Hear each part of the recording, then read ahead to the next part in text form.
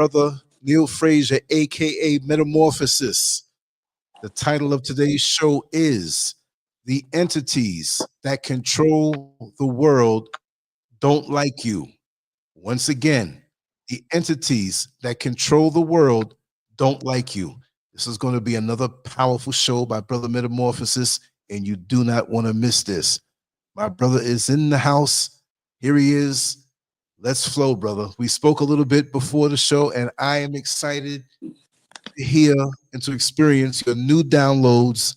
You are a servant. You're where you're supposed to be, and you accept it. And just like we said before, many people have a mission and they punk out on it. You didn't. That's why I can always, no matter what, always respect you, always serve the cause day in and day out. I'm like a fireman. Whenever you call, I'll heed it. And that's why I'm here. You are. I have to give a thumbs up on that one. That's a fact. You're one of the few people that I know that if I send out a SOS, you will respond. Oh, yes. So that's a great feeling to have someone like you in my life. Thank you, man. Thank you. I really appreciate your energy. I appreciate you more than you could ever know. And we're here in the physical. We all transcend. But while we're here in the physical, I want to give you your roses now.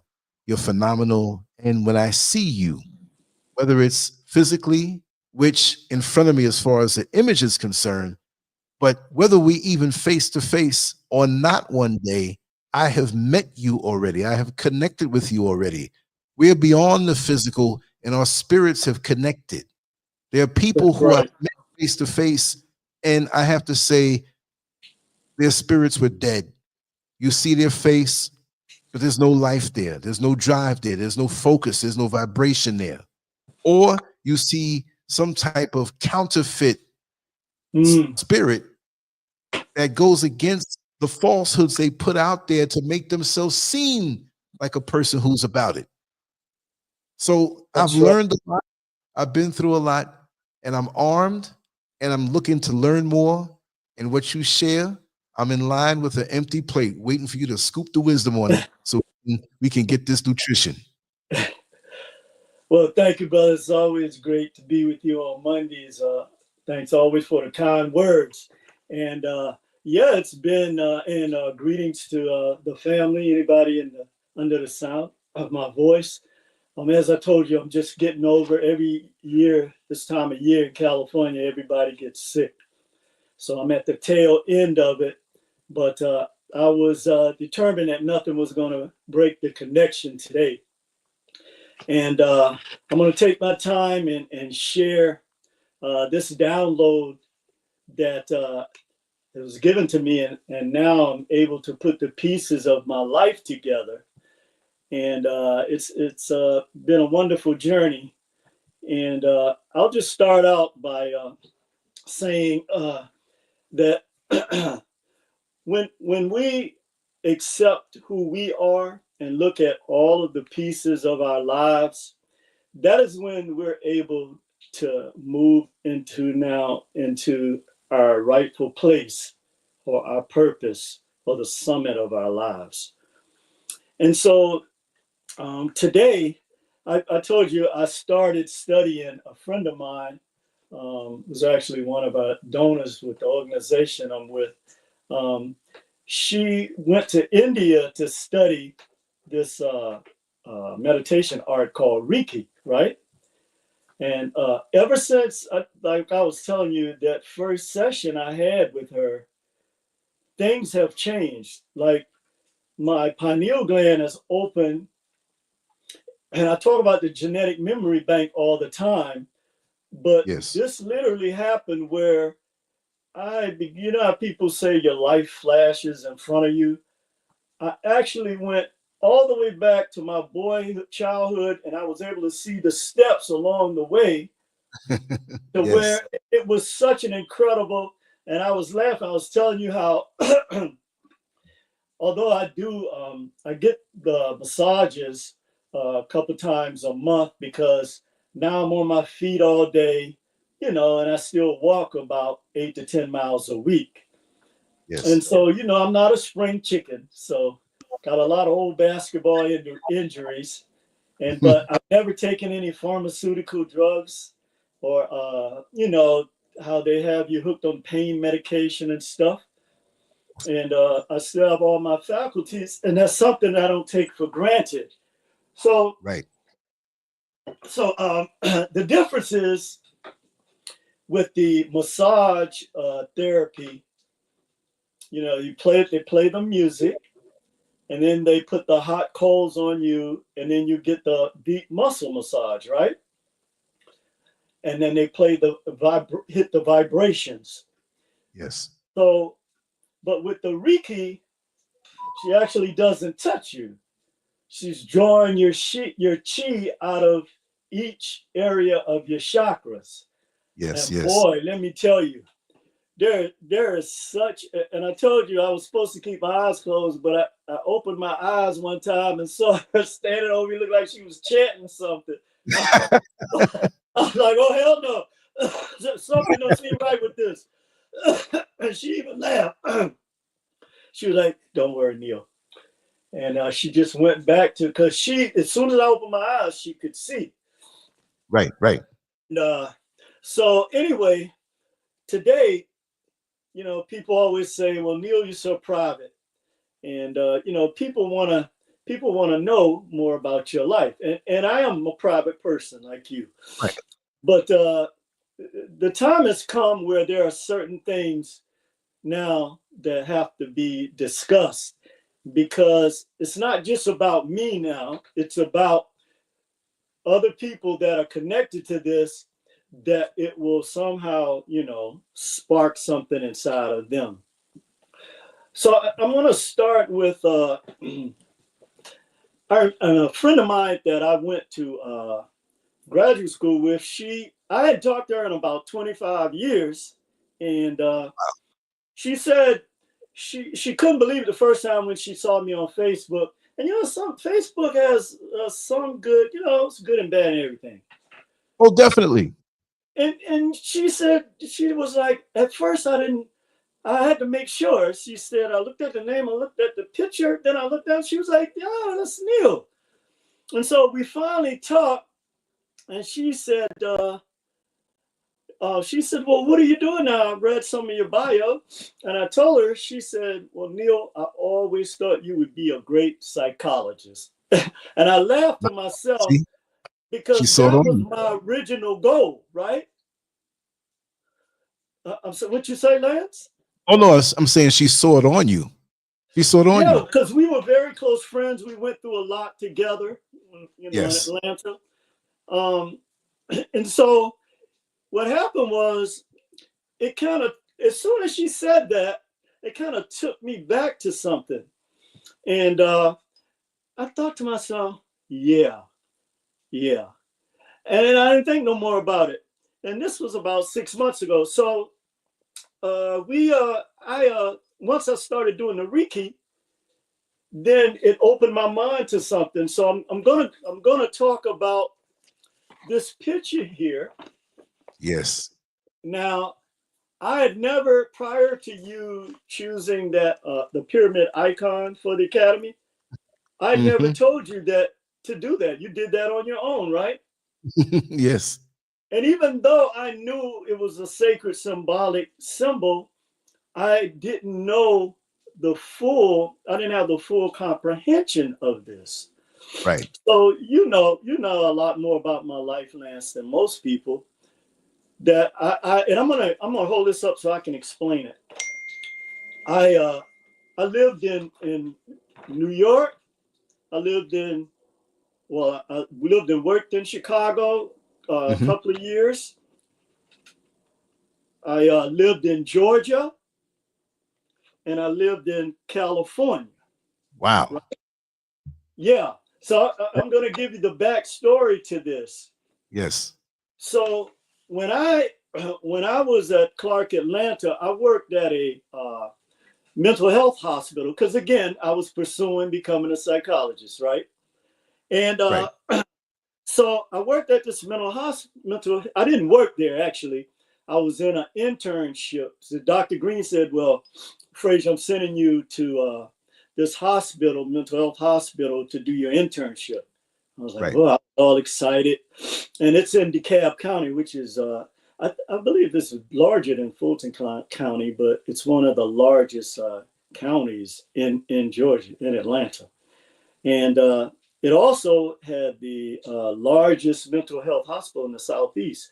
And so that's where Clark Atlanta would send some of their students in our department. Right. So it was a hospital for the mentally insane, or people who have actually killed somebody or raped somebody, or they were out of their mind. So I was there for half a semester. And so my job at the time, they called us psych techs. Every hour before the nurses came around, we would have to go in, take their blood pressure. I had gotten certified to administer certain things to them, not the psychotropics.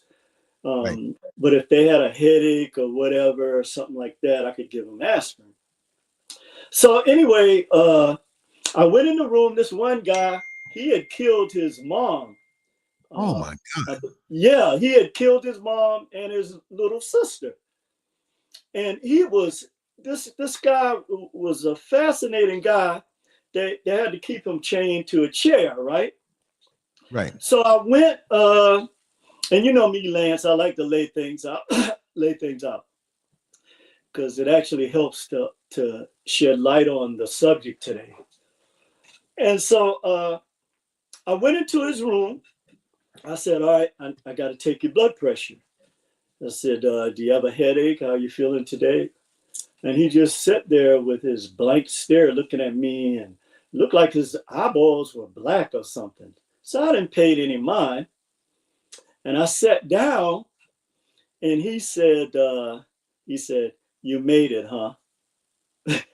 So, you know, you're used to, when you work in that environment, you're used to hearing these crazy type of comments.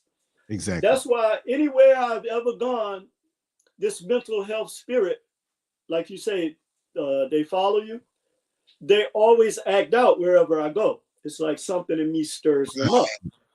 Exactly. And so I didn't pay any attention. And I looked at him, I said, I'm getting ready to take his blood pressure, strapping him up. He said, you know what I'm talking about. The umbilical cord around the neck. And I sat back. I don't know if I ever told you this, Lance. No. I had a twin that died at birth that had an umbilical cord wrapped around his neck. I ever told you that? No. I thought I told you that. I think I would have remembered that. Huh? You would have remembered that, huh? Yeah. Maybe I didn't tell you, because I think one time I was explaining to you why I have these two sides to myself. Yeah. That I believe it was, you know, my twin spirit. Yes. And, Yes. And anyway, and so I sat back when he said that, and I just started staring at him, and he had this like snide look on his face. Ain't that something? Yes, and he said, write the vision. And I knew what that meant. And I had heard that, and I'm getting ready to tell you what that meant in a minute, since I was a little boy from my mom. And so he said that, and I got up immediately, and I walked out of the room, and I went to the nurse's desk. I said, I'm sick, I have to leave. Right. So I went back immediately. I went back to on campus, and I went, and Dr. Green wasn't there, but the assistant chair of the department, Dr. Smothers, was there. And I said, Dr. Smothers, I have to resign from this internship. And he looked at me. He said, well, that's one of our best internships, Frazier. He said, what's going on with you? Sit down.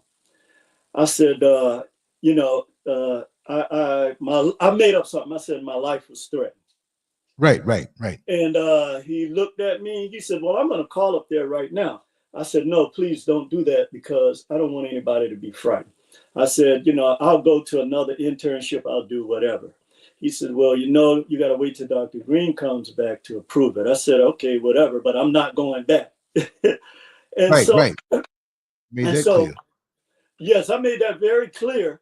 And so where that came from, when I was a little boy, I used to have to sit on my mother's lap, and she had this arthritis so bad, right, Mm-hmm. that her fingers would be like that. And I even have like the inflammation myself, Right. inflation Right. from an old injury when a ball hit my finger. But Yeah. anyway, my mom all day, she was sitting there, be reading scriptures. And I had to pop her fingers and massage them. And then, because she had this long hair, I used to have to scratch the dandruff out of her hair with a comb. Right. And one day she looked at me and she read this scripture to me. And it said, I still remember, it's Habakkuk, the 2nd chapter. It says, write the vision and make it plain on tables, so he Wow. that reads it may run. And it is for an appointed time, and although it may be delayed, it will come. And Wow. every now and then she would quote the scripts. And see, Yes. that's why I got to a point in my life where me denying my roots would work against me. If I said that I was not raised in Christianity, that would be a lie. Right. And people often used to ask me, man, how do you know so much about the Bible? And I would say, I used to think it was my dad's preaching, but it wasn't. Right. It was those times that my mom was reading scriptures.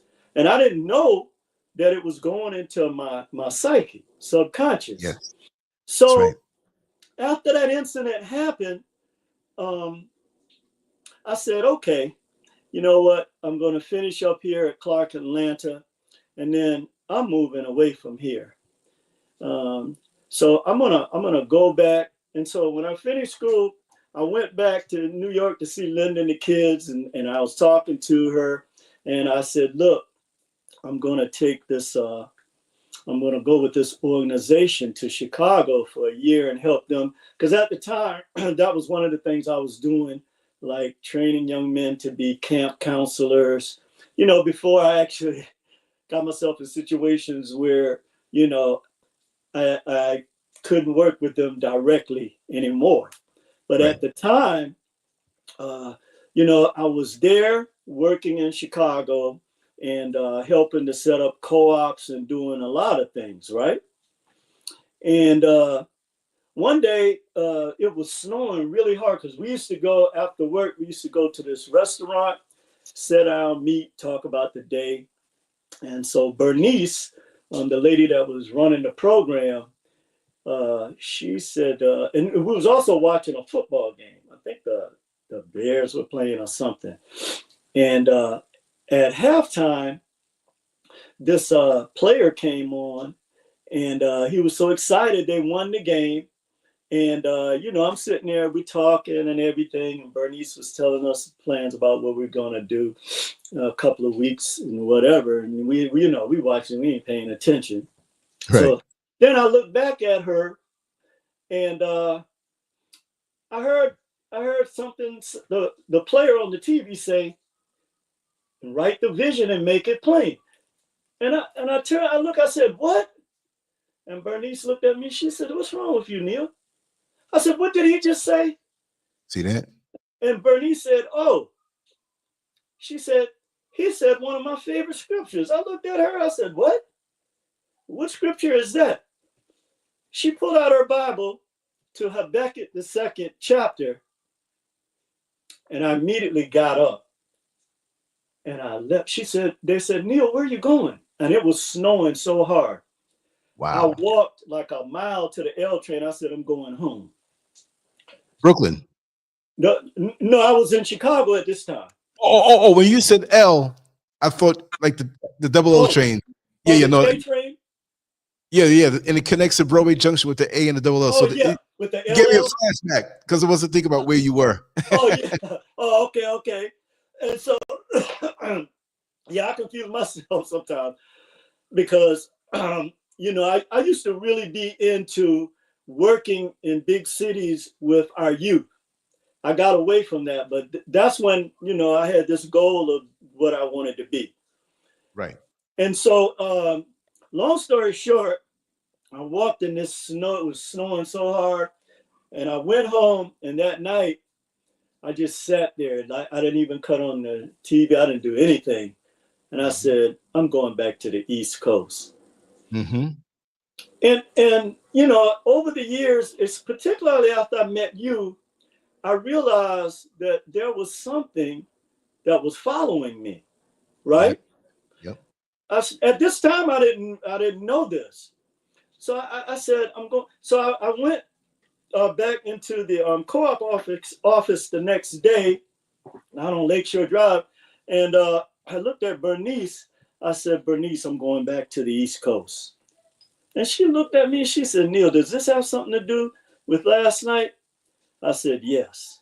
And then I Wow. explained to her, and she gave me this big hug. She said, follow your vision. I said, Yes, sir. okay, I am. And so I left and went back to DC, right? That's when, because I said, well, you know, I can always get a job as a substitute teacher or whatever, which I did for a minute before I went to ARE. And when I got to DC, and I remember I just felt like something was wrong. But I was glad to be back on the East Coast to see my kids and everything or what have you. Yes. But there was still something like missing. And I said, well, you know what? What I'm going to do, I'm going to stay and work here in DC for a few years. I ended up staying there for 8 years, which was good, a good time in my life. And I grew a lot during that time. And, you know, sharing with my kids and what have you. Right. And so, but I jumped ahead of myself because I didn't tell you what happened in New York when I went back to see Linda and the kids, right? So Right. you know where St. Albans Park is, right? Say it again. You know where St. Albans Park is, right? Oh yeah, man. Yeah. Yeah, yeah. But they have So all the cookouts, all the little functions and everything. Yeah. yeah. So I took my kids. My oldest son was about 10. My daughter was about maybe 4 years old at the time. And I took them to St. Albans Park because on the weekend I spent a lot of time with them. And so me and my son, we shooting hoops. My daughter standing there, you know, she wanted to get involved, but I would never let her. And so, you know, because it was different for little girls back during that time. Exactly. So, so we caught up in the game, me and my son, and I looked around, and my daughter is over by the water fountain with this lady standing there with dreads, this black lady. Yeah. And she was handing her like a piece of paper. I said, hey, Right. get away from my daughter. And Right. she looked up at me, and I'd seen her in the park before. And Lance, you know how New York is, you know. You got a lot of people that are into spirituality, right? Yes, and on both sides of the coin too. Not always Yes, good. yes. Yeah, that's what I mean, on both sides of the coin. Let me give you a 60-second commercial break. I Okay. had to be 4 years. I'm not sure. It was down in there. We were in the subway. Me and my mother. She's holding my hand. We're not on the edge. We're back. You know, we never stood on the edge. And she had her pocketbook, but she had to reach in her pocketbook for a split second. And so she let my hand go, but I'm standing right there. In the very second that she reached in the pocketbook to take out what she was going to take out and grab my hand again that quick, there was a white woman who grabbed my hand Wow. and was walking away with me. I was too young. It couldn't have been 5 because I was too smart at 5. But it She was, grabbed your mother and turned away? no, she didn't even turn away. She Oh. just reached quick, and this woman must have been hanging around and grabbed me. It was a Oh, yeah. crowd. She's walking away, and I'm looking back. I wasn't really aware. I was like too young to be aware, but old enough to walk. So I'm looking back at my mother smiling, Wow. and she screamed and ran after the woman. The woman ran. I just Wow. have to say that these things can. Where was she taking me? These things can Wow. happen. Yeah. You Yeah. know, I saw I was downtown one day, and I saw this young, like maybe 5-year-old black kid was with this middle-aged, he didn't even look American, right? White man. Yeah. And the kid was looking at my eyes, and I instinctively knew something was wrong. Wrong. Yeah. And I didn't know if I should. I said to myself, and the kid was looking at me like with these sad eyes. Yeah. And I looked at the white man for a minute, and he avoided my eyes, right? See, And then that's it, right? walked away. Uh-huh. And I was like, and I was looking around at other people, and they wasn't even picked. So, you know, we have incidences like this where we can enter into these worlds and see things that other people can't. Yep. There you go. And I'm thinking to myself, don't anybody, and I saw this Latino lady, and she looked at me, she saw the same thing, I guess. And we made eye contact, right? And she was looking at me, shaking her head like something is wrong with that. Yeah. and to this day, I wish I would have said something. So so what, were you finished with your story? Oh yeah. That's wild. That's crazy right there. But that same spirit was trying to take you away. Yes. And so so when my daughter came back with the leaflet, guess what the leaflet had on it? Oh, that's pyramid. Oh, the scripture? Oh man. Write the vision by Habakkuk. And I just froze. See, you're wise enough to pick up on those, you know, somebody else. Oh, it's a coincidence. But you knew. I knew instinctively. I knew. And so I looked up, and the lady was gone. And I told my daughter, I said, don't ever do that again. Give me that. No, she ran, and she was so excited. She said, Dad. And I said, don't you ever take anything from nobody again. And she got sad again. And boy, when we got back to the house, Linda knew something was wrong. By the way, I don't know how she knew. But and she's connected to you. And you know, women from New York, they don't hold their tongue. She looked at me. She said, what happened to Neff? I said, well, this is what happened. She and Linda had a very humble spirit. She has never argued with me, bro. Never. In 11 years we were married. Maybe one time. And she just looked at me so disappointed. She said, come on, Neff. And they left the room. And I was like, wow, what does this mean? Right. And so that's when I told Linda I was going to Chicago for a year to work. Because at that time, Linda was very involved. She was still working with the city of New York. So she was like, okay. She was very supportive when we were young. You know, Father, you know, I know what you're about. I don't have an issue with that. You come back and see us from time to time, which I did. Right. And so I'm going to connect the last dot here.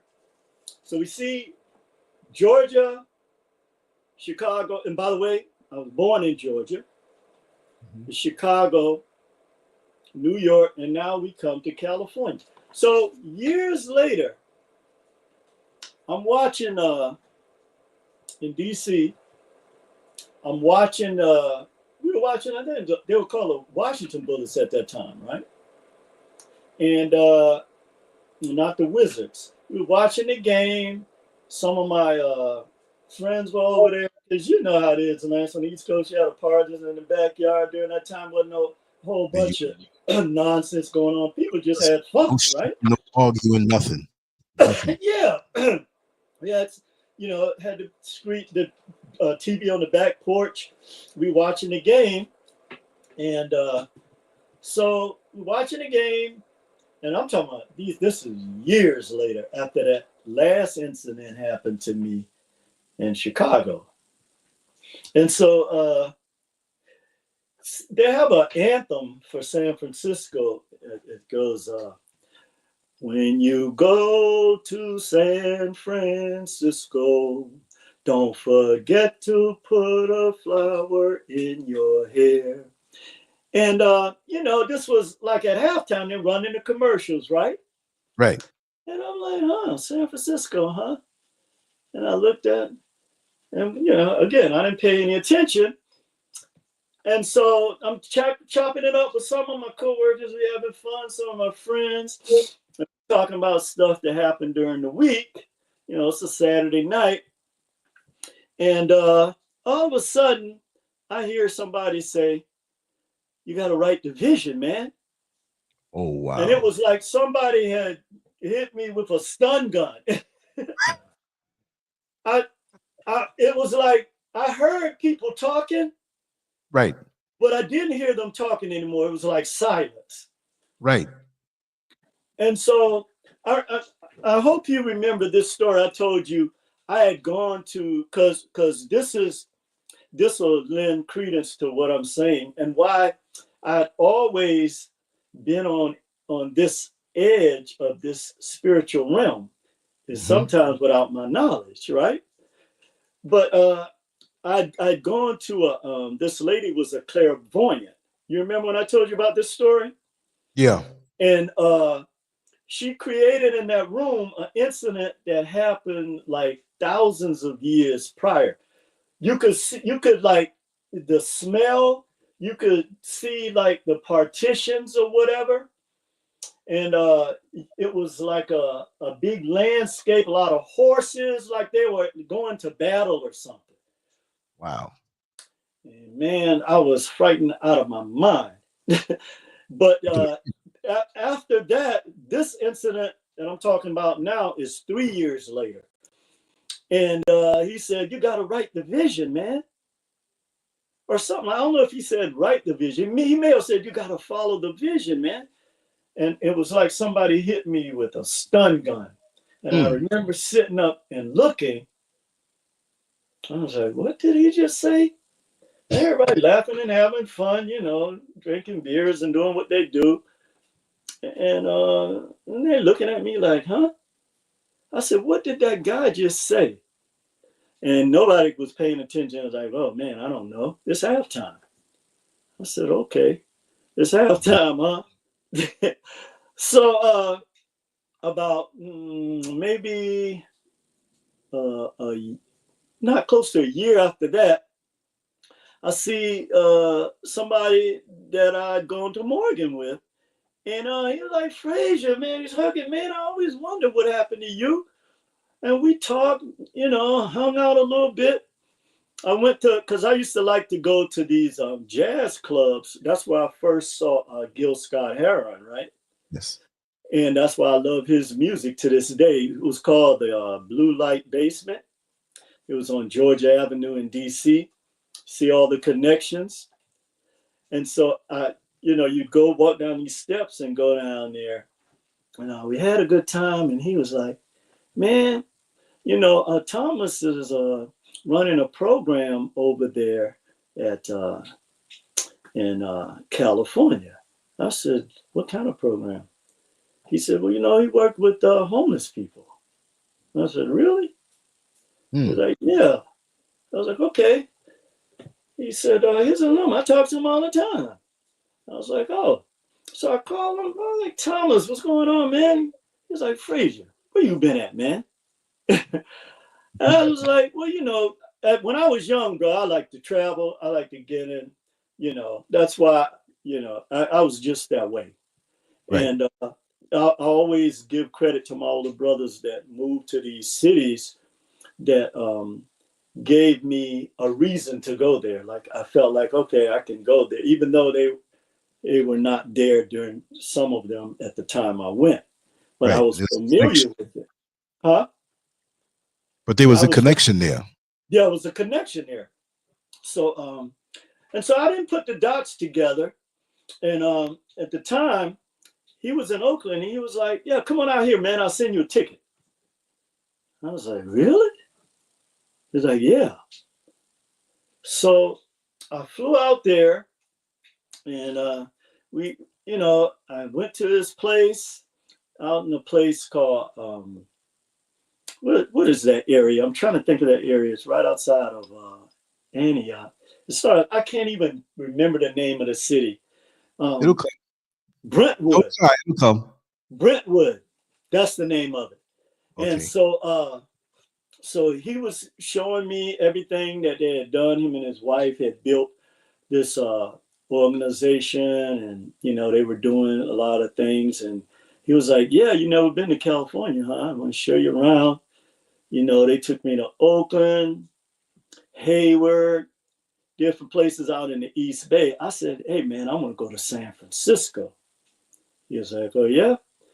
He said, "All right, one weekend we'll go out there." He said, "But they have, a BART subway train that you can ride there." I was like, "Really?" He was like, "Yeah." And that same night, I rode the BART here to San Francisco, and I stood on the, to this day I like to go down there. You've seen some of the videos I've sent you from the down there at the ferry, Right. and I've ridden the ferry boats and what have you. But and it was like, wow, I never envisioned, because that night, oh, this is the part I left out. That night, when I heard that player from the Washington Bullets say, "Follow your vision," Mhm. when they were singing that song about San Francisco, that commercial, they had a lady standing, and I've been there many, many times, by the ferry, where you enter the ferry boat, and they had this company called Vision, and I'm looking, I'm like, okay, where did I hear this before? Or where did I see this before? And I was like, okay. So I just put it out of my mind. So when I came to California, I was like, I'm going there. And as soon as I got there, so that's why my spirit is so connected here. I feel, I didn't even know nobody here except Thomas and his wife. And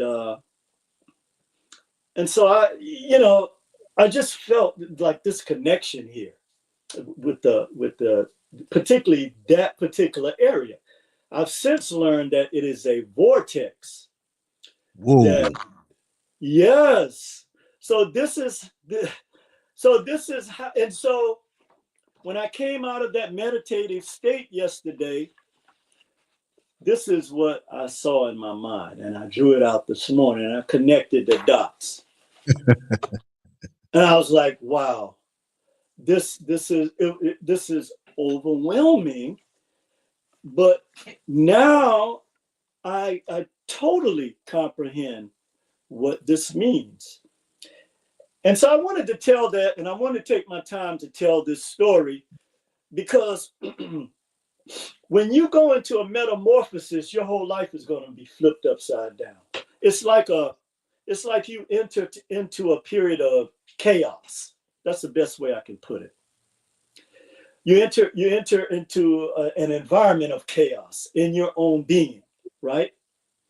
But there's a structure in place, like the pyramid, that when you connect the dots, now you begin to literally see, right?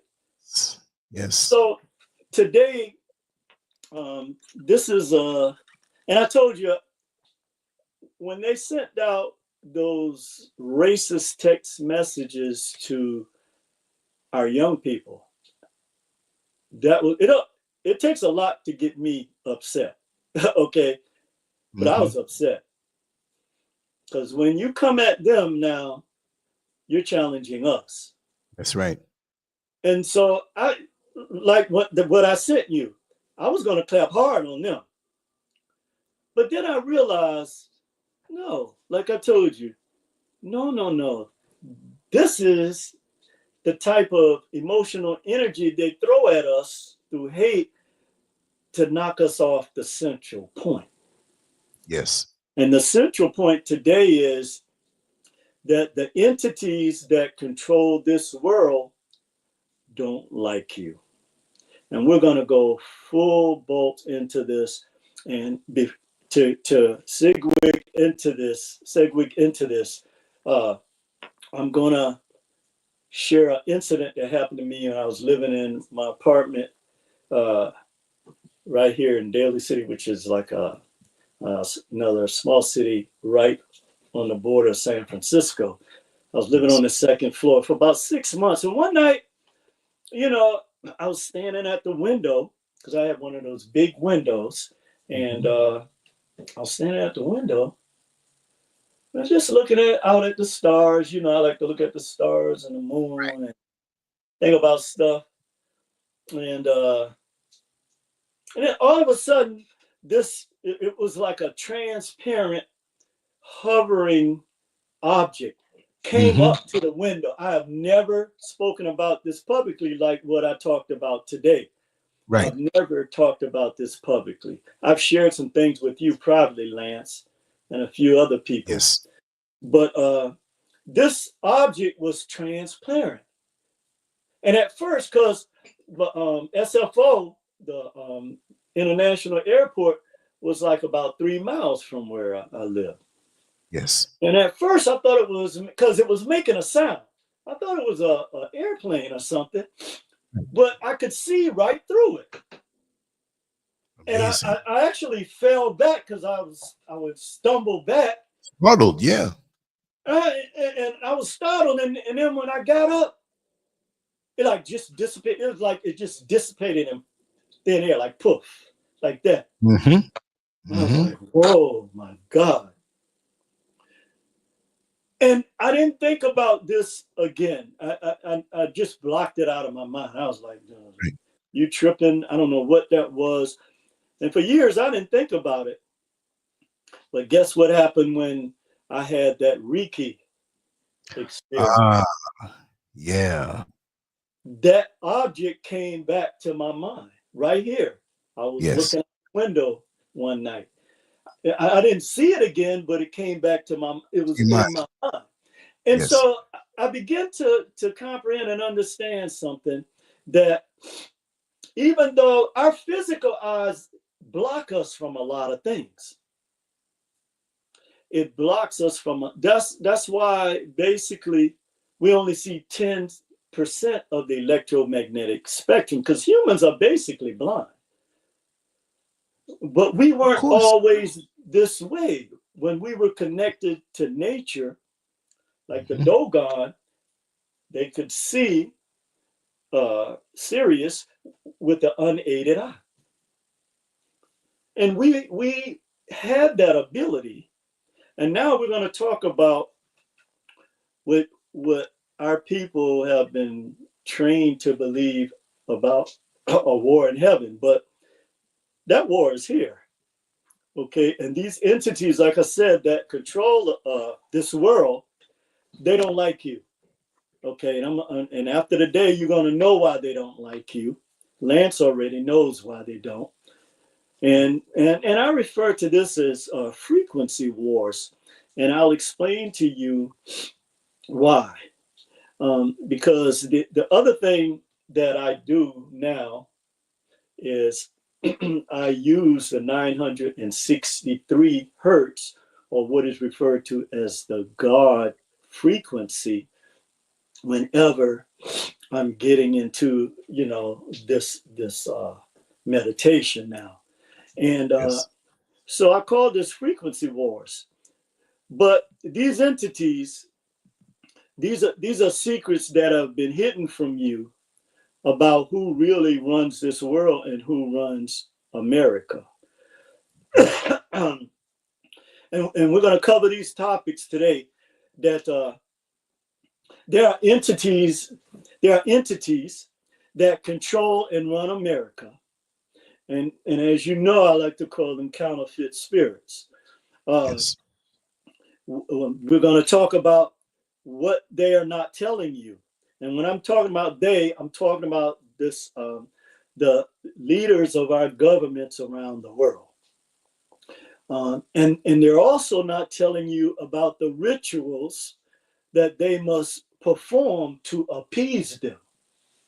Okay, they have to go through rituals in order to appease them. And we see this playing out by the people whose handlers cause them to do this.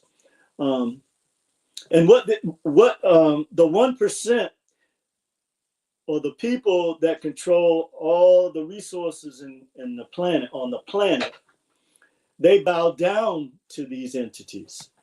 Yes. Just like, you know, the mountaintop picture that you had, which is great. They bow down to them.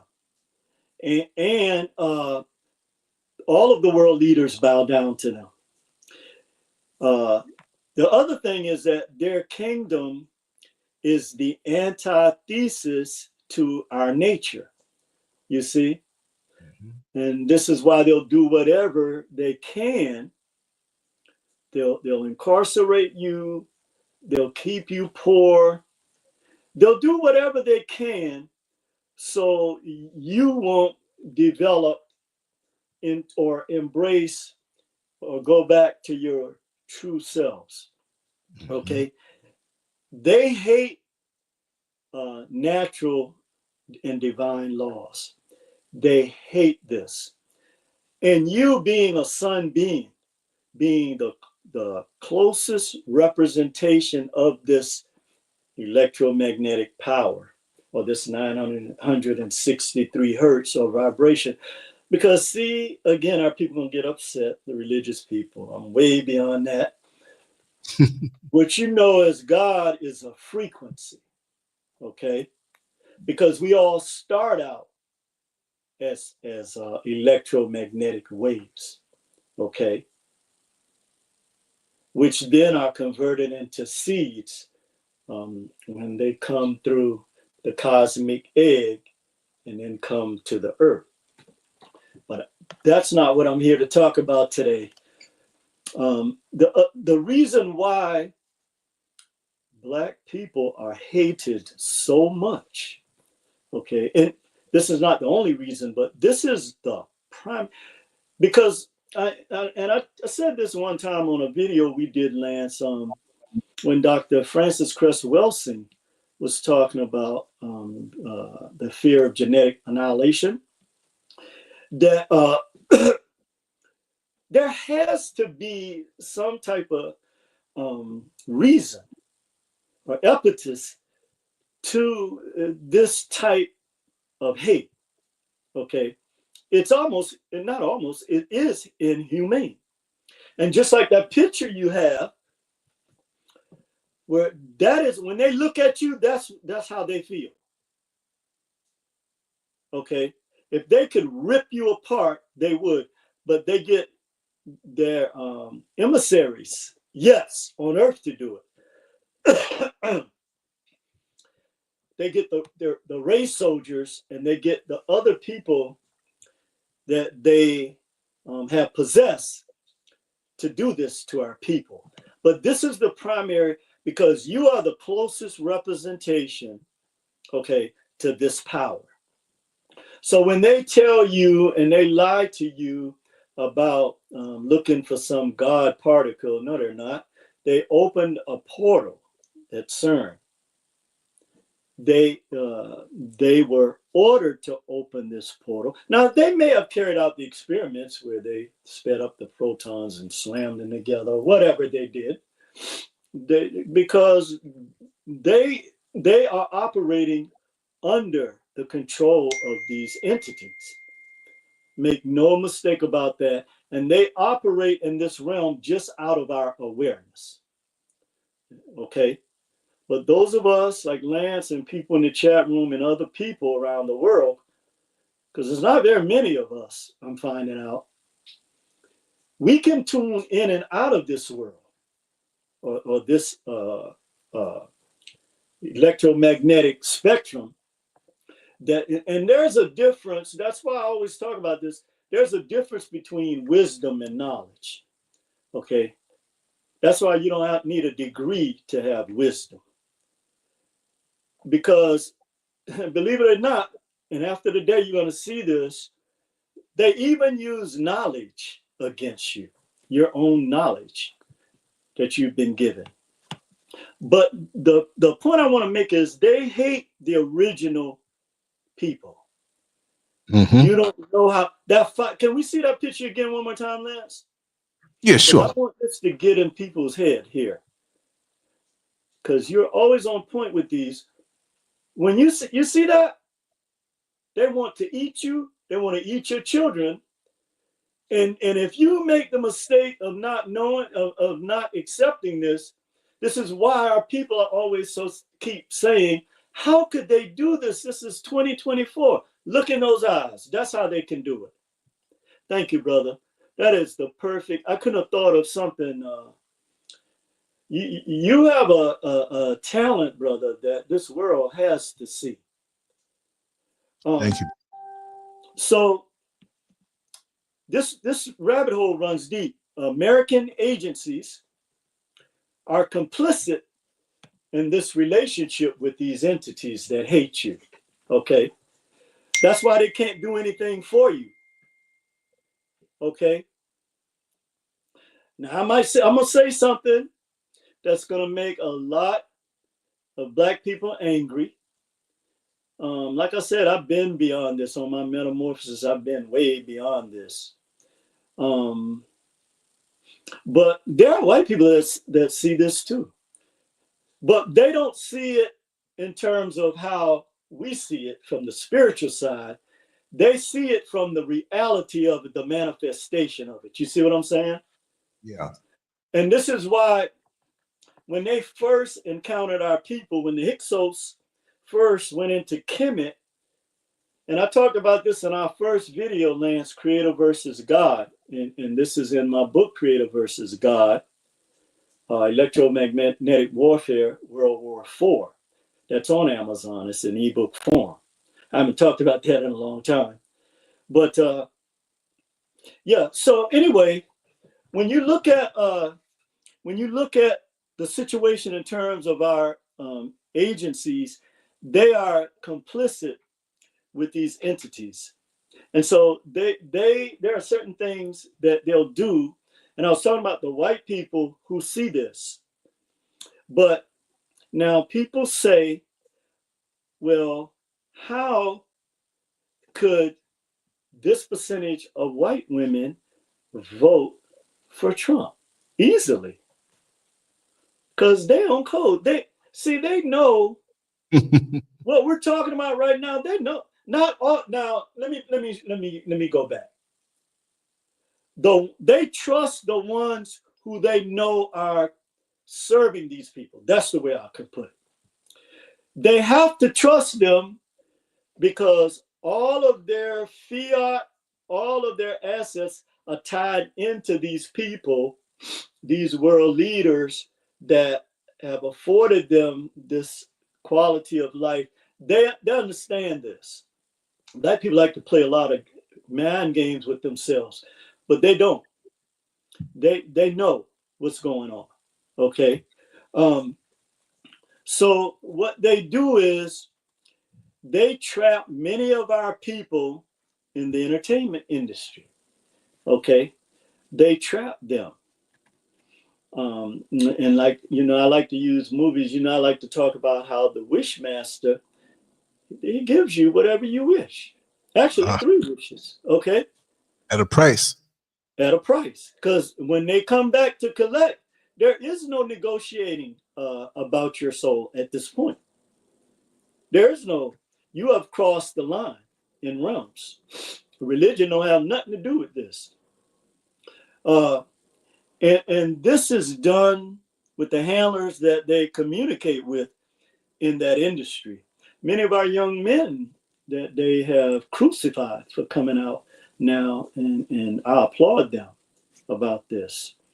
But what happens that when they have no more use for them, what do they do with them? They discard them, right? So let's go deep into this subject today, because we have to talk about this, and whatever happens from this point happens. Okay, our people ask, this is why these counterfeit spirits, they play games with you with words and stuff. This is why they turn everything into something on a low vibratory level or a caterpillar level, the word woke. But actually, there is a great awakening that is happening right after your birthday and right after the eclipse. That is when this awakening now for us has taken place. But again, many of our people, mainly through religion and education, are still trapped in this mindset by these entities. Okay, they're still trapped in this. So let's talk about what's going on. And we're going to, when each one of these subjects, we're going to give an example and then tell you what the actual manifestation of this is. Mhm. So the entities that control this world don't like you, right? Number one, whether you want to accept this or not, you have a natural enemy in this electromagnetic warfare. Okay, we talked about this before. There's no time to be, debating back and forth on YouTube about this or that. Okay, black folks, you're under fire. And you're under fire not by, this system is just one of the manifestations of you are and I was telling Lance, we are on the front line of this warfare. Yes. So you got to know that they're going to use your own people against you. They're going to use, because, Lance, and you've been dealing with this a lot longer than me in terms of the actual being on the front line publicly. Okay. Understood. Yes. Not saying you don't do stuff in the background. But a lot of my stuff hasn't been so public, and a lot of that is because, I'm a private. That's one of the, it's funny, but this is true. That's one of the traits of Southerners and Northerners. Because of the way that if we acted a certain way or we spoke out about certain things, that was a heavy price. You could lose your life for that in the South, right? Exactly. But in places like where you grew up in New York and exposed to a lot of different things, you didn't necessarily, I'm not saying you didn't have that type of pressure on you, but it was you could basically speak your mind, Right. Right. But in the South, you're subject to be hanging from a tree somewhere if you pissed off the wrong white people, especially in Georgia. I'm here to tell you. When I moved down to Florida Uh-huh. in corrections and had a chance to speak to a lot of guys working on different posts, Yeah. they grew up around the same time. We were around the same ages, a little diverse, but I couldn't believe the amount of recoil. He would all of a sudden out of nowhere. There was one guy, he was a corporal, he's a supervisor. And he was coming around to the post to sign the books to make sure that we did our checks every 30 minutes. And we got to a discussion because you had white supervisors, you had black supervisors, you had Oreo supervisors that were black, but they were a different mindset. Right, different mindset. We were having a discussion, and I said something, and three of them, the supervisor, and three other guys who had passed through that post, they said, "Man, you can't talk like that around here. Man, I got to hear from you." And the one said, "I don't want no trouble." I felt like I was on a plantation. What? I don't want no trouble. I don't want no trouble. Oh yeah, Florida is just like Georgia. Unbelievable. Yeah, and see, that is, and a lot of people don't like to talk about this, but now we have to talk about everything that they use against us, because this next statement I'm going to make is something that's going to make people see something that they don't want us to see. But we are in an electromagnetic warfare, and I coined a new term in terms of how we're going to view this, is the esoteric Willie Lynch theology that the entities use against us. Now, let me say that again. Esoteric or spiritual Willie Lynch theology that the entities use against us. So it's the same Willie Lynch theory or syndrome that they use and used physically on the earth. But these entities use this Willie Lynch theology through esoteric means, right? Hidden spiritual means. So this is, again, this is how they trick our people. Okay, while people can sit in a church with you and you don't know that that same person that's sitting next to you is the person that is working against you. There you go. Okay. See, this is the level that we're at right now. So whatever you think, you need to flip it around. So let's give an example of this. They feed off of pure energy, okay? Well, they feed off of several types of energy. And Lance, you remember you said this was your favorite show one time. We came to serve man on the Outer Limits. Yes, remember that? Twilight Zone, yeah. That. And see, they don't make these type of shows anymore, and a lot of young people miss out on this type of wisdom. And so not only do they feed off of pure energy, but that's why they want your children. Okay, this is why you see this massive children's ring that exists globally, because they have an insatiable appetite for this, because they can't match the 963 hertz. Oh, and I meant to say, the way that you can come into this energy and open your pineal gland is because when you play, if you go and listen to any 963 hertz energy, it's all vibration for a reason. So you can get yourself some vibrations, and this will open you up to this energy. But so this esoteric Willie Lynch theology on a spiritual level is they are tricking you by using different religions against each other, okay, in any form they can. That you're going to go to hell because you believe this and that. And I want to give a reference. Dr. Howard Thurman, who was the chaplain emeritus at Howard University, I heard him speak way back when I was living in DC. He wrote this book called With Head and Heart.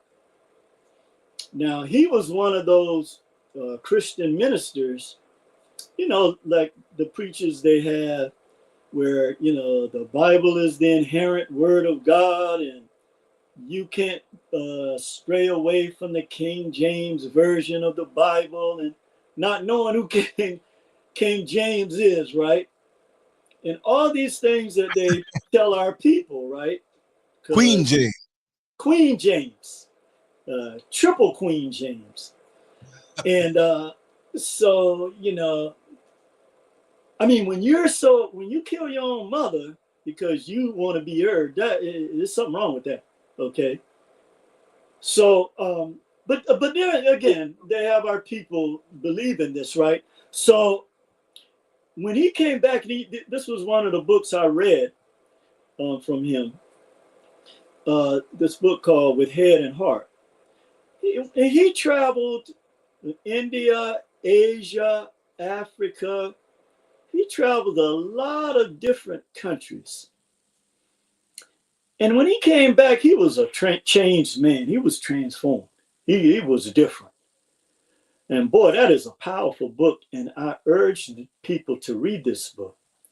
It's they wipe out a lot of our, our genetic memory bank books from our people, our scholars from that time, which really the bulk of our wisdom still lies. So he said, one of the things that changed his life was that he realized that, can you say that these innocent, humble people that I see in these countries, that they are going, that the creator that I believe in the universe, and you know, our people, Christian, they use God, whatever, that Right. that they were not created and more importantly, are not loved by the same God that created me just because I'm in America and believe in Christianity. He said, this cannot be. Right. And he came under a lot of fire after that. I think they fired him from Howard, from being a chaplain, all kind of things. So, and you know this, Brother Lance, when you stand on truth, be prepared to take some gut punches. And you know, I don't care what you say about white people, most of the gut punches come from our own people that are in positions of authority. They're the ones that will cut your legs, huh? I said, don't you know it? yeah, they're the ones that will cut your legs from under you. Because I ain't even gonna go on that. I'm gonna stay on point. But if you would put that picture up for me, brother, I wanna go. The picture with the downloads from the electromagnetic. Yes. My favorite group. The first time I saw them was at the Baltimore Civic Center, and that was the first time I saw a group coming down. Well, it was smoke, but it looked like they were coming down out of the clouds. And these brothers, they were ahead of their time. Because what they actually prophesied about actually has came true. Okay? Because the Netaru is in the earth, in the wind, and the fire, and we see that now. Right? And so I'm gonna deal with this picture in a second. I just want to go through this real quick so we can talk about it. Right. Well, I won't go through. No rush, right, Lance? Hey, we taking our time, brother. Yeah, because I have everything else on my calendar, and because this supersedes everything else. But yeah, so as I was saying, what this place, or CERN or what have you, they opened this portal for them. But that wasn't the only thing that was done by the leaders, our global leaders, including here in America, who are selected, by the way.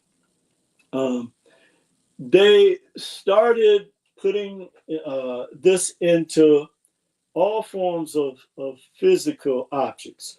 So I don't know how many people are aware of this, because they keep this kind of on a hush hush, that they have organic TVs now. They put organic material in the TVs. You know, these flat TVs they put against the wall? Yeah. You know that, Lance. Mm-hmm. They put organic material in the TVs. Now, why? Because this is a vortex that they create. See, the counterfeit spirits, this is another reason why they don't like you and hate you so much, because they can duplicate, although it's not authentic, they can do, but they need something in nature to be connected to in order to do this. And they don't like that because that's they don't an like admission. that. They don't like that. Superiority. Yeah, they don't like that. They have to come through you. That's why they'll destroy you, because they have to come when they come to the when they're in this realm. They're dealing with open pineal folks. Okay, that's who they're dealing with, and so they put that TV up there because they can come right through it, right, right in where you are. But I wanted to go back to something because in my new metamorphosis, I no longer have to follow a linear pattern, right? And Lance, you were way ahead of me with this because I used to see this jumping around, but it's not really. Mm-hmm. It's when the creatrix is downloading like that picture, this to you, then you have to receive it right then. Because as soon as that download is coming, then them counterfeit spirits are uploading something to get your attention. Right now, we know what they're using. Okay. So, so what happens is, not only do the leaders of Earth's governments bow down to them, but they are also in the bloodlines of our selected leaders and in their DNA. Some years ago, I ran across the fact that a lot of our former presidents, okay, are related by blood. Okay. And so, not saying, because in fairness, even though all of the leaders know this and are complicit because they have to, they some of them try to disconnect themselves from this power, but they can't because they are connected to the system, okay, that have them bowing down to these entities. It's in their bloodlines of our selected leaders and in their DNA. This 1% of billionaires, okay, and that's why you see the rise of billionaires now. Used to be millionaires, but now the real power behind the throne, as they like to say, or the hidden hand, is revealing itself because it's time. This warfare has gotten to a crescendo now where they don't have to hide this from you anymore. At least this aspect of it, you know. So, and this is because they're carrying out their final agenda on Earth. Okay.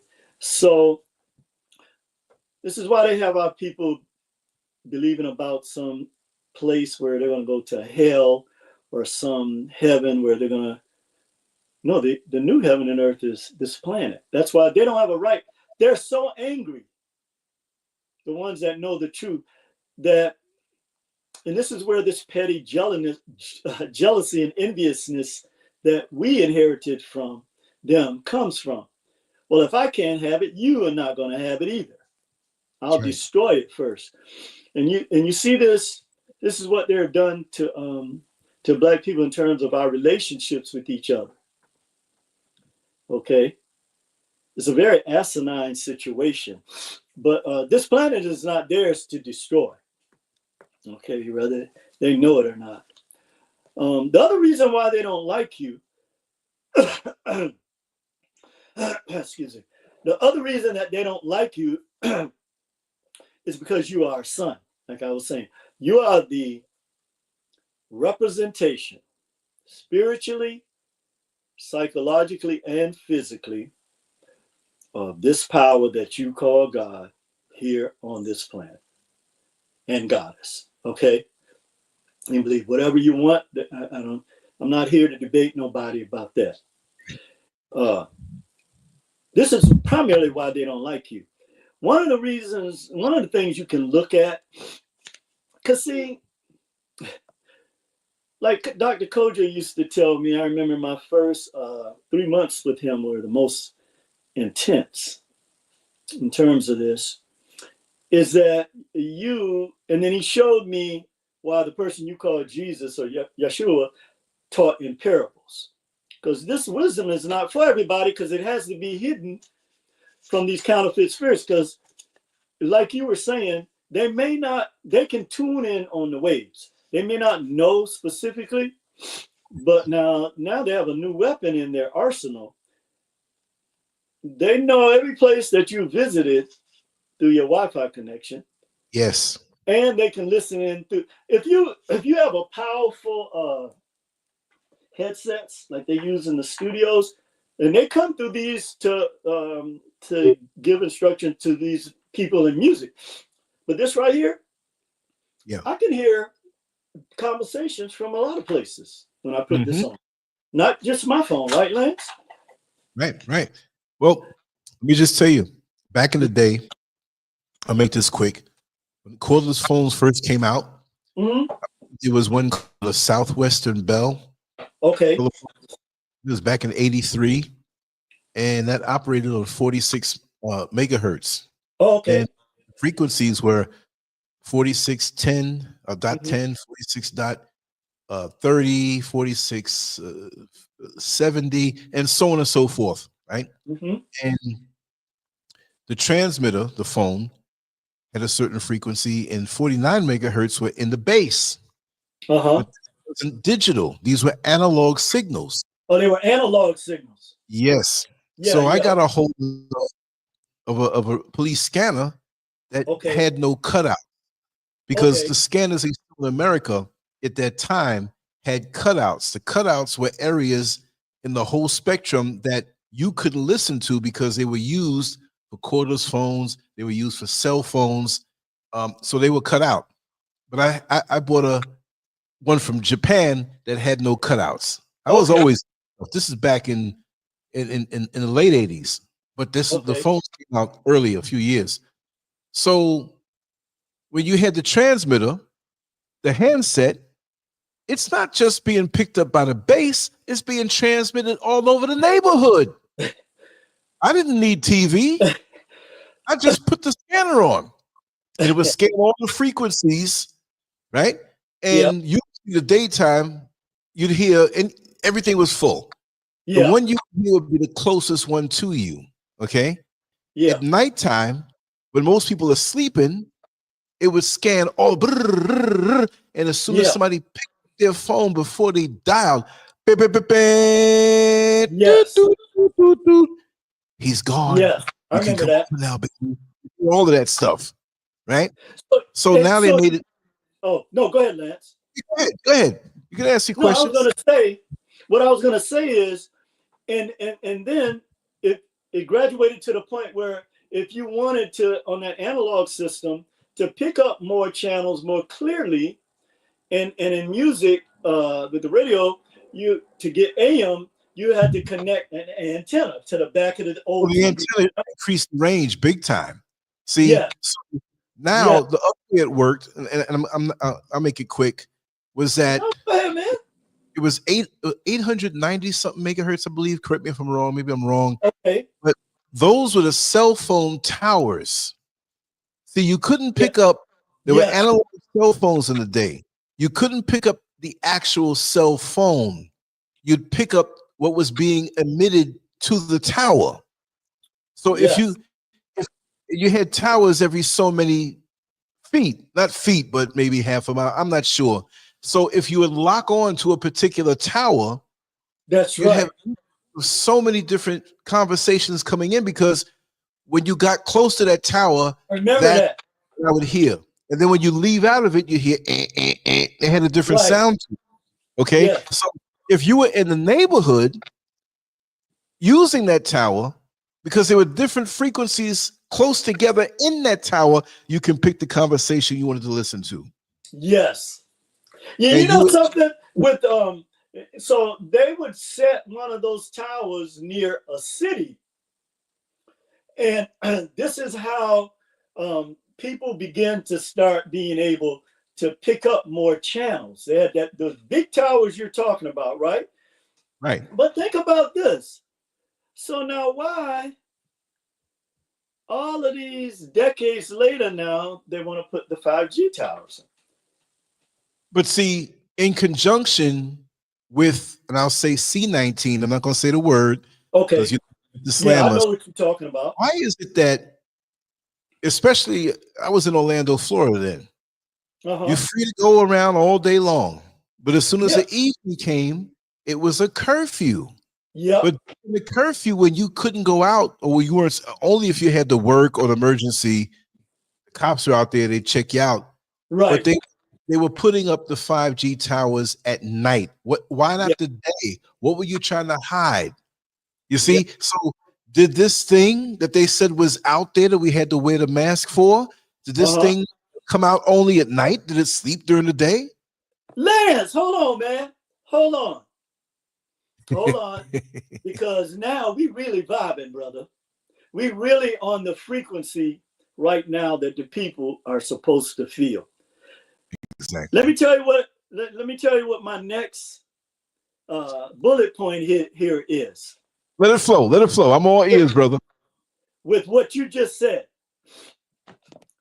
And I wrote this down yesterday. So we didn't even talk about this, right? They don't like you because you are a son, and that's why the vampires can only come out when the sun sets at night.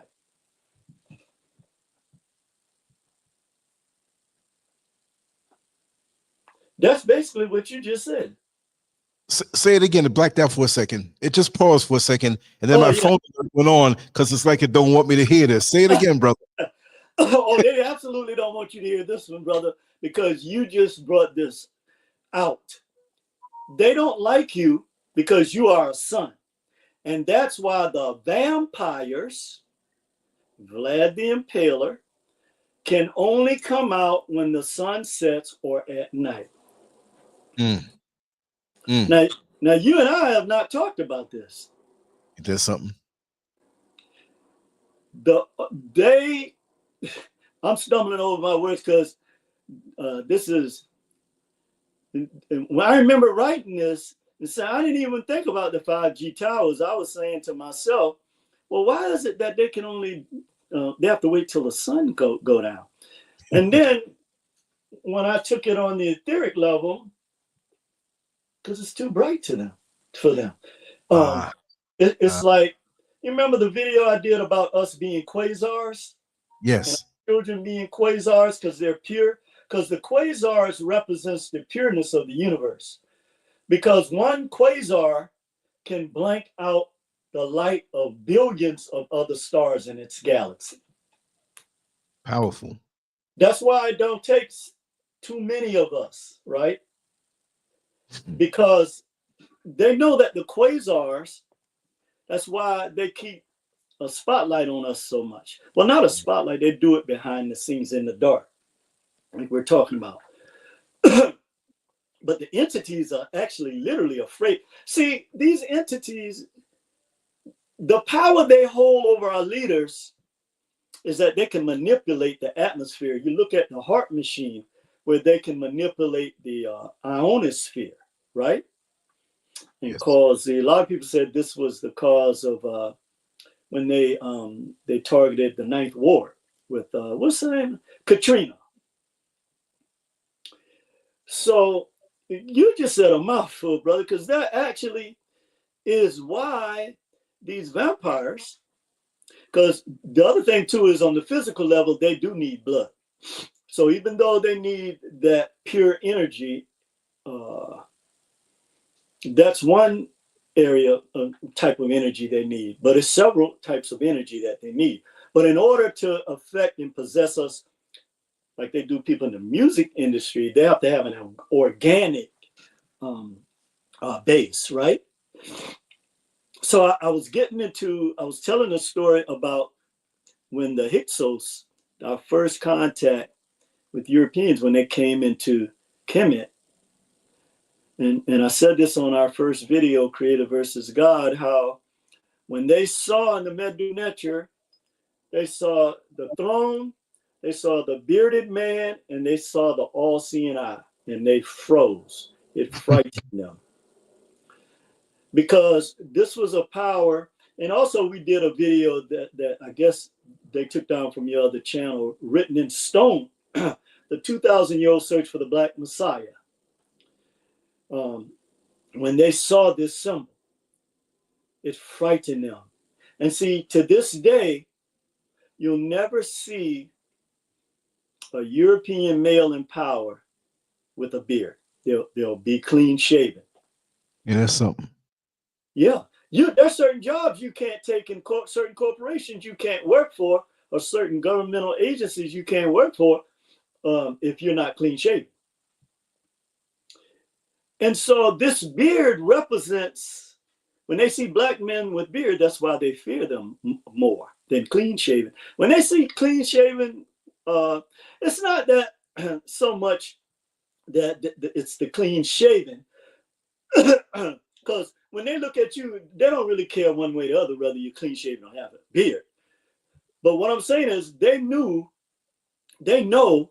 that this was a symbol or a threat to them that they passed down throughout the millennia, that you in their governments or in their organizations or in their corporations, you don't have no beard, because that reminds them too much of the book of stones that they saw when they first encountered our people.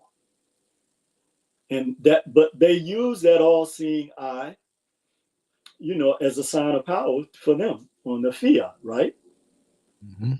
And then, but when they saw that bearded man sitting on that throne, that had an effect. Even to this day, that has an effect on them.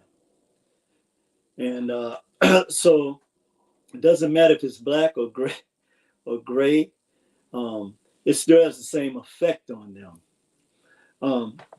But yeah, man, at night, that night energy, when that sun is not out, that is when they're emboldened.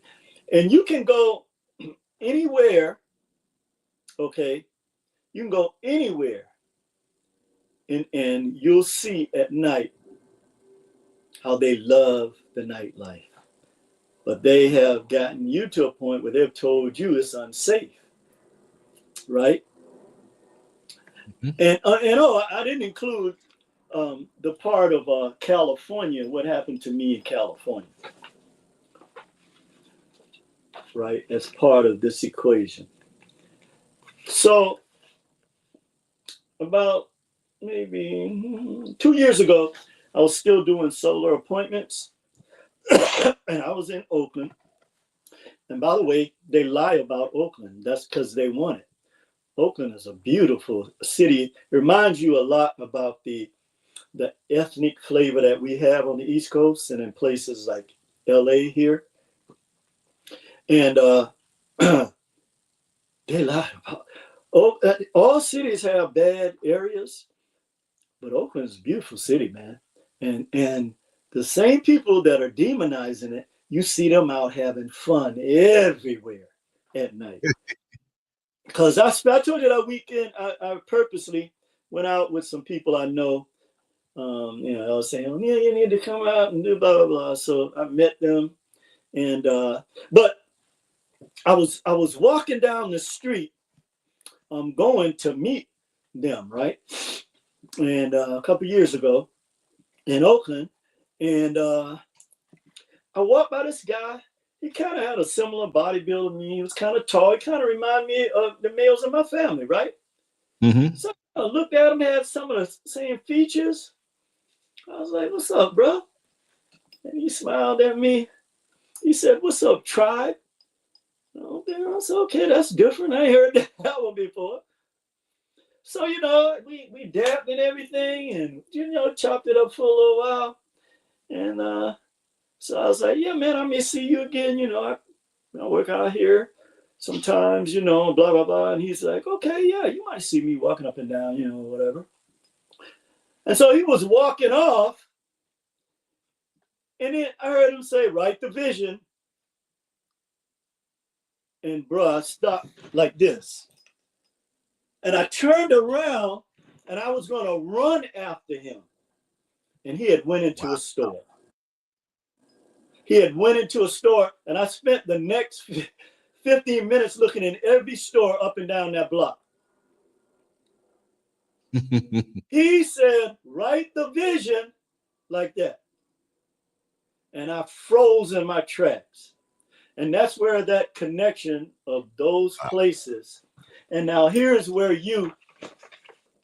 when you see the center of that pyramid that you drew, you can't make this kind of stuff up, man. You can't. But see, what's good about it is that you have an awareness and connectedness to receive the signals. See, there's so many people. See, just because we can't receive it doesn't mean we're not getting it. Like the people who are blinded to it, they're getting the signals, but they don't see it. They're not receptive to it. I look for it.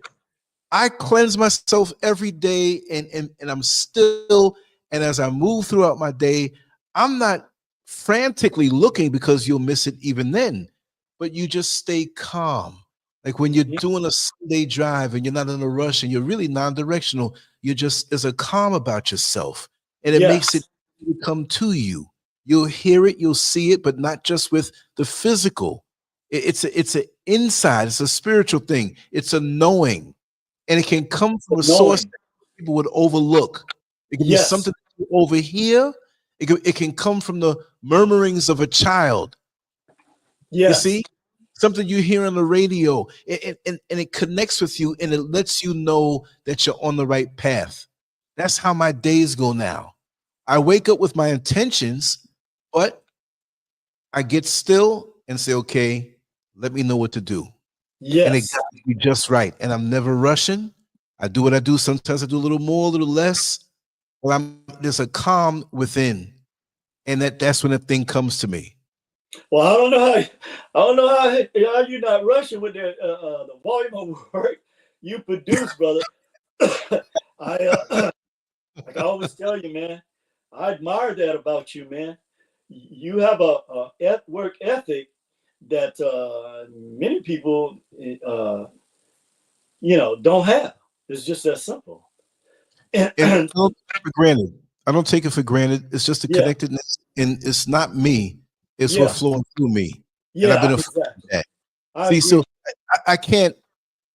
I slay my ego constantly. I never let it get out of hand, and I never had a problem with it anyway. But I let things flow. So it's not okay. This is the analogy, and I'll shut up after this. If I hold up a piece of toilet paper, a couple of rollers, open it up a little bit, and tell you to punch it, your hand will go right through it. But if I hold it up against the wall, now you wouldn't be so foolish to punch it. But if I told a person, punch it as hard as you can, the toilet paper, punch it, they'll break their hand because the brick wall is behind it, backing it up. So I'm not all that. I got the brick wall behind me. Right. You see what I mean? The symbolism in that. So if I wake up to answer a call to nature in the middle of the night, something may say, go to the computer and write about this. And I don't worry that I'm a little sleepy. I'll do it and sleep a little later. Or sometime I'll go to the computer and write and never go back to sleep. And just start my day as the sun comes up. And it flows that way. So there's no set anything for me anymore. It's just the flow. I'll shut up. Go ahead, brother. Talk to us. No, man. This is a give and take energy situation because like I said, a lot of times you and I, while we're talking, things are being revealed that needs to be revealed. And it's not just me, like you often tell me. So that's the one thing that we need to look at too. Their handlers on earth attack you because you are the only ones with the power to stop them. Okay. And they'll use your own people against you. Okay. So we have to get this in mind. Okay. And you remember that affirmation I read that it said that the family you create is more important than the family that you came from. That's right. That's right. Now, that doesn't mean that, people may take that any kind of way they want. But the point is that your purpose has nothing to do with the environment. Well, I shouldn't say nothing because we are groomed in that environment. But it doesn't define ultimately. I'll use something in nature to give an example. When an eagle is born, that's it. If you are not able to, they might bring you a few worms the first couple of days, that mother eagle, right? But after that, guess what? You better learn to fly or crawl down that goddamn tree from that nest or whatever you have to do, because there ain't no more worms coming. Okay. And those of us that are in this position, this is why people don't understand why you and people like us, I'm sure many people that follow you that are in the chat room. I can that's why I spend so much time alone. I can entertain myself. I don't need. So people say to me, Yes. "Well, Neil, you need to get out more for what? To spend Yes. money, to be around people that I know all they care about is Ex- what I got on, or what Brother. I'm doing, But who I'm screwing, or whatever." I ain't got yes. time for that, man. Let me I tell you don't have something. enough time to do the stuff that I'm given to do. Exactly. Exactly. When it's time for me to go down into the city, there are things that I have to pick up and things that I have to do. I look forward to it in one way, right? Yeah, yeah. Because it shifts the gears from the isolation, the righteous, happy isolation that I have now, right? I say, okay, I'll get around some more human energy, and then when I get down, it's it's it's not toxic like the energy in America. I'm not going to say that, Okay. but there, there there are people here who have confusions in their life where they don't know what direction they're going in. That's not their fault. I don't get angry with them for that. But when they see me walking with purpose and they see this energy, and I'm not saying I'm all that, but this is what it is. I know what you Because mean. I'm like, okay, I'm gonna do this, do this, and I gotta get back up to the house in time so I can. And we're not talking time, clock time. We're talking internal time. And when they see that sense of purpose, because it's a lot slower out here, right? It's an Hmm. attractant. Well, wait a second. If you know where you're going, maybe you can help me to where I have to go. That they don't think Wow. that consciously, but it's a Wow. feeling.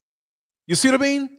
Because Yeah. because it's not just only the confidence, it's a knowing, So it's a knowing. presence. Yeah. And that makes them realize, and it doesn't mean I'm some high and mighty whatever, but No, I because know what you mean, brother. of this mountain living, and because, and this is not a physical thing I'm mentioning, but because of the high wall that's built around the property, I don't have to bother with anything. It's all Right. pure thoughts and what I want to do. See? So I don't have to worry about putting anything on in 95% of my yard if I want to go outside. If I want to go outside Wow. right now, strip down, nobody can see me Wow. day or night. You see, so that cleanses you. And so now I Yeah. gotta put on to go outside. I gotta put my guard up in a sense, not to waste energy, but I know I gotta be ready for anything. Yes. And That. that being said, this is the best place for me to be because now, like once that area, and I want to show it to you, it's coming Okay. along right there. Good. But I'm gonna wait until every piece of it is ready. But I'm gonna start doing some things down here now. When that happens, it's on. It's gonna be a total flow and connect with. Look, I waited, not just waited, but see, even with you, brother, you have this excitement about you because all of the pieces are coming together.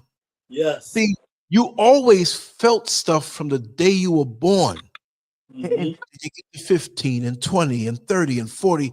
And now you get to this chronological age, and it's like, oh, you have an epiphany, a bingo moment, an aha Yeah. moment. And Yeah. so for me, turning 62 in April, there is no 18-year-old out there graduating high school who feels more happier than me because now I see so much that has flooded my brain.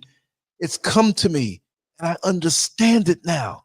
To Yes. anybody who doesn't understand that, and I'll shut up after this, it's like, No, okay, good. say you're 25 years old, 30 years old, and you're wondering, wow, this great person I used to date, I broke up with them, or they broke up with me, and I wonder why. And now 20 years later, you're sitting at the red light in your car, and a song comes on that reminds you of them. But because of the accrued wisdom that you have now, you can look at Yes. that situation through ascended eyes, and it comes to you easy. That's why this Yes. person broke up with me. See? Yes. So, and then now the void in you, not that it dominated your heart, but now it's filled because I have the answer. So what does Yes. that teach you? That the answers don't all come right away. Just go ahead and take the exam and the test in life. You already are equipped because you did the studying. You just have to go inside of yourself and get the answers. I'm shutting up. Go ahead, brother. No, that is an excellent point. But I want to go back to, before I continue, I wanted to go back to a point you made about knowing. It reminded me of, I watch the slave narratives every now and then just to keep learning certain things and see how they repeat themselves, and just to remember the sacrifices of our ancestors. Mm-hmm. And so the other day, I was listening to a couple of people and my favorite, Fountain Hughes. Incredible story. But that's the one that said, when they asked him, well, how long do you say you think you work?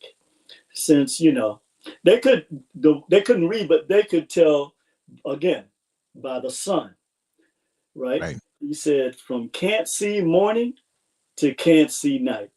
Mm-hmm.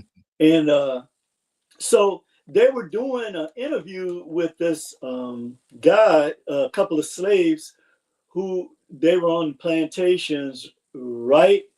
They were still on plantations like during the sharecropping era, right? And he said when he was talking to them, this was a white guy, the reporter, he was like, or journalists, we had real journalists during this time that we don't have today, unfortunately, except for brothers like you. There and a few others, but I remember he was more fascinated about the calmness of the slaves than he was about what they went through.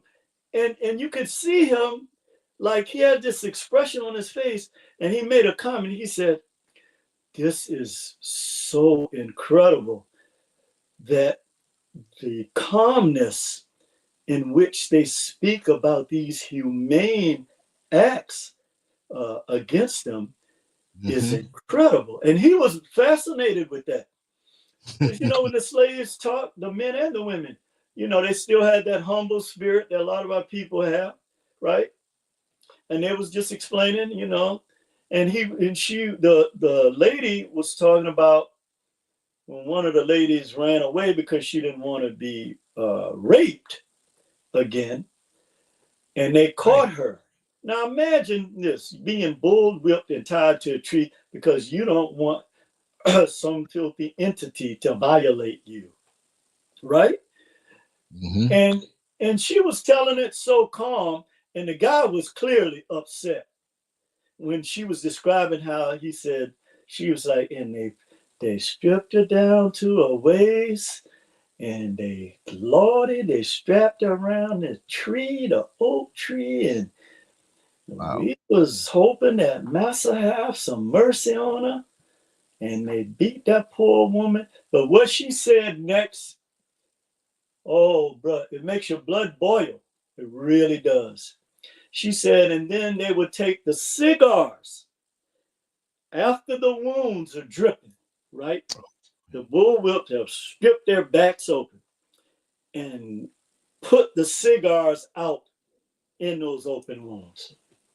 See, that's why nobody can tell me when they start this bull crap about black people, I don't listen to. I don't care if it's from politics. I don't care who it's from, because they will not. And like they tell our people to repent and whatever. No, you got a lot of repenting to do. Exactly. First. So I don't listen to that crap, because the things that have been done in the sacrifices that our ancestors made, brother. And I often say this, I've searched throughout history for decades to try to find, has never happened to no other people on this earth. Now, I'm not saying there are not people who have experienced hate, okay? But for the centuries and the inhumane, animalistic hate that these entities that possess these people carried out on our people is unmatched in human history, or as they like to say, in the annals of human history. That is a fact. But when he was describing that, I had to turn the TV down. And although I've heard it many a times, that day, now that my pineal gland is completely open, I go back and I listen to certain things, and I see something and feel something different. But not to linger on that too long, she was fascinated. He was fascinated by how she told this story so calm. And then Fountain Hughes was telling a story about how he escaped and how they had threatened his whole family trying to find him. And the forerunners of the police, you know, they would do anything to find them. Okay, let's just keep it real. If they have to kill people to do that, they did. They have to go in and threaten people to do that, they did. Once they were given that authority to go do that, that's what they did. And so he was so fascinated. He was like, how is it possible for them to have this calmness telling these inhumane stories? And she was like, yeah, we was hoping Massa had mercy on her. And Lord, he beat that child that we couldn't stand it no more. And I had to turn the TV down after that. So let's get back to the topic here. You guys all right? Oh yeah, we good. We good. Okay. Listening. Okay. So let's talk about now. They control the medical and pharmaceutical industries, the hospitals, okay, everything in the major institutions that serve us, including the educational institutions, they control. Okay, they control what's being taught, why it's being taught, and who they're teaching it to. Because there are people that are not taught the same thing that they teach our children. Moving along, everything you love, they hate. And that is because, again, of your open pineal gland and your sun, that you can see them like our ancestors see them, what we were just talking about. They know you can see them. And see, there is that type of seeing is what Lance was talking about, knowing. It's not the physical seeing that we've been taught or we're regulated to on that low vibratory level. So now what I want to do, Lance, as we move into this, I want to put that picture of Earth, Wind, and Fire up there. Sure. Because, thank you, brother, because this is what's going on right now. So now you can clearly look and see that the message here is that we are connected to the Neteru, okay, which are male and female forces that represent themselves in nature, like, and this is what our people believe, and the concepts we believed in, that we were connected to air, to wind, to fire, to water, to plants, to animals, to fruit, to vegetables, everything we insects, we were connected to everything in nature. Okay. And we used to get our downloads from this electromagnetic spectrum. Well, you can clearly see that we used to get, but what did the counterfeit spirits do? They upload. And when they upload things that attack this type of connection to your downloads that you're supposed to have. This is the primary battle that's going on now, but our people don't see this. Oh, did you see what? Did you see what they just put? Yeah, I saw it. It's not so much as what you see, is what you know. Okay. Now let's talk about this. Let's talk about the type of power that these counterfeit spirits have and what they use. And again, it's not natural power. Okay. They have to have conduits, including you, to work through. Okay. Whether it's your mind, whether it's, your physical connection to them with these freak offs or whatever you want to call them. But they are manipulating the world's resources. Now, this is why our leaders have to bow down to them. They are manipulating the world's resources, and they have threatened our world leaders with chaos. Because, like I said, they don't see things the way we see things. Okay, they are ruled by the unnatural or the tree of death. They're not ruled by nature and the tree of life. Okay, so that's one thing you need to get in your head. So our leaders are threatened. They threaten them with chaos like they're doing now. So, but they threaten them such as shutting down the world's electric grids around the world and disrupting distribution lines, like the war strategy that's used when you cut off the enemy's supply line. So our leaders who bow down to them, this is the power they have over them. Okay. Now, a lot of the leaders are complicit because they want to be, because they know they get the bit, like the music industry people. They know they get the benefits from greed. So these entities use greed against the leaders. Okay, just like they do in America. Now, this is accomplished by causing fake trade rumors or wars, and also by crashing the financial markets.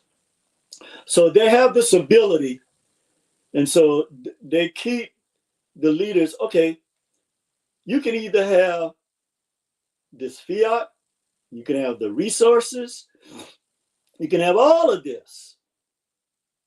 But if you don't do this, then this is what we're going to do. They have also threatened another massive health crisis of biblical proportion. This is something else we don't know. Okay. Like I said, they control all of the medical and health institutions in the world, which I will not call this global organization on Lance's show, because these folks are so sensitive that we're awakened now. I don't want to show penalized, but you guys know what I'm talking about. It's an organization that goes mainly into the motherland and say they're helping, and when they're actually a part of this boots on the ground warfare against our people. See what I'm saying? But they're threatening our leaders with this massive health crisis. All right. And all of the global agencies that make health decisions and financial decisions, they're complicit. They have to be. Okay. Because like I said in the beginning, once they're done with you, they discard you. Okay. Or they send a vampire after you. Or a vampiress. Or, well, actually, they'll send a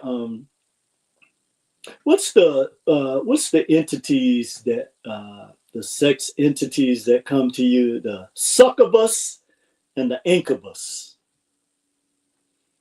and they'll send those after you because they know what our people will be complicit with. Yes. And again, I'm not trying to be like I'm no, I'm just giving you I'm a conduit. It's like Lance likes to say, I'm a servant, giving you what's been given to me. I ain't talking about no religious, moralistic, nothing. Because actually, your morals are already inside of you. You just don't connect with them. Okay. But all natural functions, okay, are under attack. And they are threatening to start another world war if our governments don't obey them. And see, this is why when they select people, they select them based on, when they select our world leaders, they select them based on their willingness to carry out this agenda. Okay. You can look at it any kind of way you want. But this is how they select them. And also if they have the means to do it. Now, and on the flip side of that, okay, is you're talking about a bird with two different wings, okay, the same bird. And they use them differently, okay? So you can get caught up into all this stuff if you want to, that's fine. Now, they also feed off of the energy of the characteristics that exist in our society. Hate, this destructive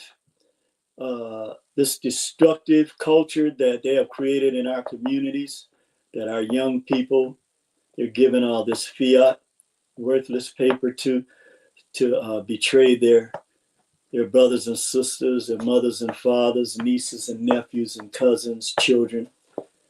Okay, it's that deep. When they do this through drug addiction as well.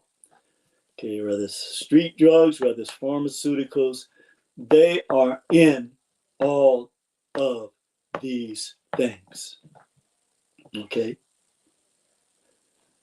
And the last thing, energy, that they really, and we go back to the vampire state, is they have a insatiable appetite, as we know, of death energy. In fact, they can't stay alive without this energy. And see, this is what's going on right now. People say, well, how could they kill an unarmed person? That's an unarmed person cannot unalive you, okay? That is impossible. So when you see these type of senseless acts, we know that it's something beyond the human level. It has to be, because no human in their right mind would do these type of things. So we know that they control all of the agencies that exist in our society.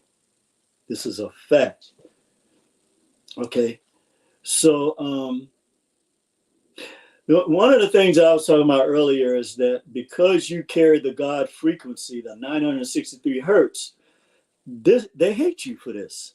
And they express that hate energy through their handlers and low vibratory people. That's why they can send hate texts to you through these mediums, okay, and to our children.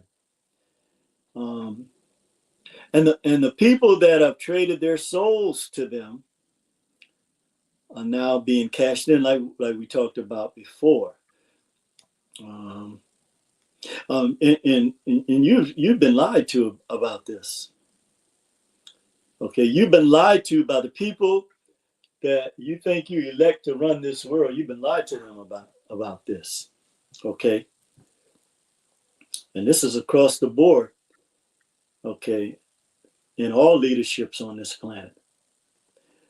Now, let's look at this picture a little closely. Okay, as we were talking earlier, they know everything that is uploaded and downloaded by you. Okay. So everything that you upload or and download, they know.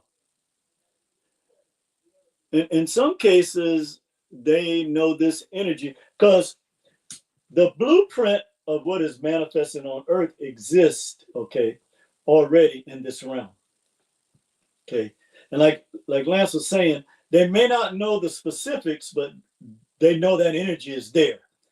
Okay. They may not be able to say directly, but the way that they confirm it, okay, they confirm it through Wi-Fi and also through Bluetooth and other ways. Okay.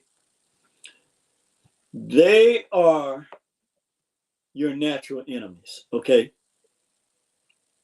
And as I said, they use Bluetooth and Wi-Fi to stay connected to you. So when you ask why is it important for us to go back to nature, take a good look at this picture. Take a very good look at this, because everything that's in, as above, so below, the law of correspondence. Everything that's inside of you that you are supposed to be downloading is in this electromagnetic spectrum. But you choose, like I talked about, that's transparent object that comes up. And here's another thing too. I don't know why we think that everything just comes from one area. Something is coming up from here. Okay, something is coming up from here. But if you take a closer look, okay, it can't reach them. Okay, it can't reach them as long as they stay connected to this. Now, look at the other images here. Okay, these are the ones that have lost. You're vulnerable. You're at risk because you have lost this connection here. Okay, and so now you're at the mercy of these entities that hate you, because now you're following their system and you have disconnected from this system. Okay, brother. So, this is why it's so important now. Okay, that's fine. You can stay disconnected, but we have to reconnect the younger generation to this. You can stay disconnected all you want. I no longer spend time trying to convince grown folks about what we need to do. I don't do that anymore. First of all, I don't have the time or the energy to do it. But those of us certainly that are here, that's all I have to stay connected to. That's all I'm going to stay connected to. So it is what it is. Brother, that's going to wrap up the presentation. And it went by so fast because it was so sweet. Like that favorite candy bar. You take the first bite and you're happy, and then you look around and your fingers because you ate the last piece. Yeah. And I still feel that energy. Yeah. But at the end of the day, I'm still dealing with this this flu bug. Right. And so I gotta go get me some orange juice and some type of chicken noodle soup. Right. Because I have to be ready to hit the ground running on tomorrow. Right. So and it's raining here today, but yeah. So Brother Lance, thank you as always, man. This has been great. This has been a great release for me. Beautiful. That'll help to chase the flu out of you too. Oh, absolutely, absolutely. It's gonna get somewhere. It has to, because they're still gonna spray and stuff. But once the good thing is, once it's out of my system, this bug, and then our immune system builds up a natural T cells builds up more against these attacks, because they attack us at this level as well. Okay, so yes, indeed. Well, Thank kudos to you, brother. I'll be listening to shows, a couple shows that you come with for the rest of the week. And I'm looking forward to connecting with you again next week. Thank you. Thank you. And again, like I always say, when it's the end of the show that we do, this is the longest part of the week. Get back. Brother, I know you got to recuperate, and I'm going to let you go. And I'm going to come back with something tomorrow several times. Okay. Different stuff. I had a lot to do today. Yeah. Just personally in here and getting certain things together. And okay. I'm very happy with the results, and I'm in the happiest place that I've ever been, really, in life. Yeah. That's good, man. That's good. I'm glad to hear that. I know you worked hard on that project. Oh yeah. Oh yeah. Even though it's late, I might go down there and do a little more. But yeah, brother, just stay grounded and connected. The energy you possess, sickness that can stay on you. It's just to try to slow you down, but you'll be victorious. Absolutely, 100%. Thank you so brother much, Lance. Take care, man. Yes, definitely. Have a good night, brother. Okay, right. You too. Okay, peace. Yes. What a sweet presentation. Great presentation, like Sister Chrissy said. And this is the kind of stuff that I want to do on these levels. Yes, thank you, Chrissy. Hero Thoth, Mad Guns. Let me scroll up and just give a little acknowledgement here. I was so captivated by what brother was saying. Sister Renee Green, E.M. Webb, Gina E. Let's scroll up. We got some of these names coming up several times. Chance Rogers, of course. Skirvinum, Rico Sadiq. I hope I didn't miss anybody. Sweetberry, yes indeed. Sweetberry and Tracy J came on through, and so many others. Like I said, we also have Brother Malik Aziz every Sunday evening, 7:30, the Muslim Streets, and that's going to be regular. And a lot of good times are coming. The best is yet to come. And it may not be for everybody. It may not be ratchet enough for everybody. It may not be ignorant enough for everybody, although we will have our fun. But the main thing is to keep on putting out different type of vibrations on a higher level. Sometimes you have to put a little more salt in the recipe, a little more sugar in it to fit the person receiving it. But at the end of the day, it's all about ascension and sharing our experiences, and I love it. I absolutely love it. It's helped me to grow so much, and I appreciate everybody who's here, who hung with the platform. Even though it was attacked and hijacked, we're still coming back strong. I have no doubt about that. But it's a renewed strength, and so much has happened for me in the good. And in a few short days, you'll see. Few short days. Yeah, before the month is out, you'll see. And that's how the creator works when you submit.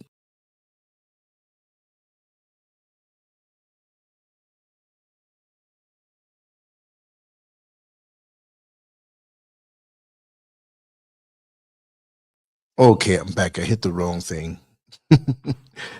Queen Irene 9. Yes, thank you so much. Thank you so much. We appreciate you too. I knocked myself out for a second. I don't know what happened. I said, oh no, I don't want to end abruptly. But tomorrow I'm gonna do a live and just talk freely. I don't know where it's gonna go. I'll probably do that as soon as I wake up. Right now it's 10:09, I think. And I've been going hard. I went hard yesterday, so hard physically, up and down and around. But I never not let a day go by where we don't do something, and several things too. So we're going to put in that work. We're going to keep on swinging from when we wake up until we go to bed. And if I'm not on, I'm thinking about what we can share and learn from the lessons that happen throughout my day on an awareness level. But I'm going to run now, and I got some things to work on the site. My distribution plugin hit limits. So those who have subscribed to the email list, you haven't seen anything from me for about 2 weeks or so. And it's not that I haven't been writing, and I wrote an article today. You can see it on LanceScurv.com. But I'm getting another one that allows unlimited emails to go out, because they all have their little catches and stuff. So what I have good as now, but I hit the limit too fast. So I'm working on that in a few days, and you'll still begin to get the emails from the website, the articles, the shows into your inbox. You can still sign up for it now, even though it's not working, because your email will be in there. And if you happen to miss something, it'll come to you there. Anyway, I'm going to sign out. Let me just see here. Yes, the high level experience. So yeah, we're going to go there. We're going to go there. We're going to keep it there. You know, I mean, I have no other choice. The more I'm isolated in a good way from a lot of stuff and protected, is the more I see. So my growth is coming faster. And I'm so surprised at what I see and what I feel and what I experience. And it's all good. Right. So anyway, I'm going to sign off now. Brother Neil, aka Metamorphosis, great show. Thank you for being here. Thank you for your support and sharing the links, everything here. I'll commit to putting in the work, and I ain't never going to stop. Thank you all so much. Peace.